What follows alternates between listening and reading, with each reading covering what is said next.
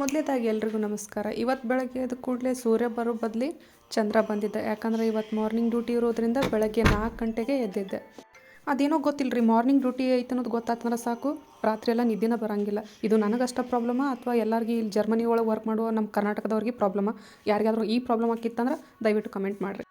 ನನಗೆ morning duty ಇತ್ತಂದ್ರೆ compulsory ನಾನು ಯೋಗ ಮೆಡಿಟೇಷನ್ ಮಾಡ್ತೀನಿ. ಅಷ್ಟಿರ್ಲಾರ್ದ ನಮ್ಮ ಹಿರಿಯರ ಶಾಸ್ತ್ರ ಮಾಡಿಲ್ಲ, ಕೈ ಕೆಸರ ಆದ್ರೆ ಬಾಯಿ ಮೊಸರ ಅಂಥೇಳಿ.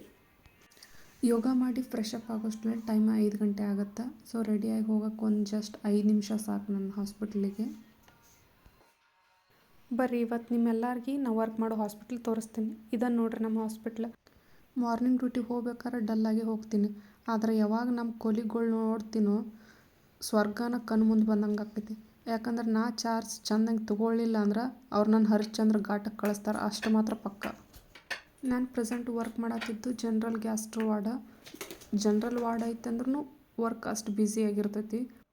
ಎಷ್ಟೋ ಮಂದಿಗೆ ಡೌಟ್ ಐತಿ, ಇಂಜೆಕ್ಷನ್ನು ಆ್ಯಂಟಿಬಯೋಟಿಕ್ಕು ಕೊಡ್ಬೋದಾ ಅಂತೇಳಿ. ಡಾಕ್ಟ್ರ್ ಆರ್ಡರ್ ಇರಲಾರ್ದ ಒಂದು ಸಣ್ಣ IV ಲೈನು ನಾವು ಹಾಕೋಕ್ಕಾಗಂಗಿಲ್ಲ.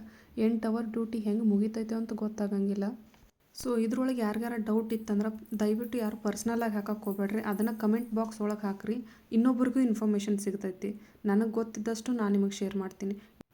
ನಾನು ಕೃಷ್ಣ ಅವ್ರದ್ದು ಕನಕನ ಕಿಂಡಿ ನೋಡೋಕೆ ಉಡುಪಿಗೆ ಒಂದೇ ಸಲ ಹೋಗಿನಿ. ಆದರೆ ಈ ಜರ್ಮನಿಗೆ ಬಂದ ಮೇಲೆ ಡೈಲಿ 1 ಸಲ ಈ ಲೆಟರ್ ಬಾಕ್ಸ್ ನೋಡ್ತೀನಿ. ಇದನ್ನು ನೋಡಲಿಲ್ಲ ಅಂದ್ರೆ ನಮ್ಮ ಜೀವನನೇ ಆಗಂಗಿಲ್ಲ. ಮನೆಗೆ ಬಂದು ಅಡುಗೆ ಮಾಡಿಕೊಂಡು ಊಟ ಮಾಡೋಷ್ಟರಲ್ಲಿ ದಿವಸ ಮುಗಿದೋಕೈತಿ. ಮತ್ತು ನಾಳೆ ವಿಡಿಯೋದಲ್ಲಿ ಸಿಗ್ತೀನಿ. Thank you, bye.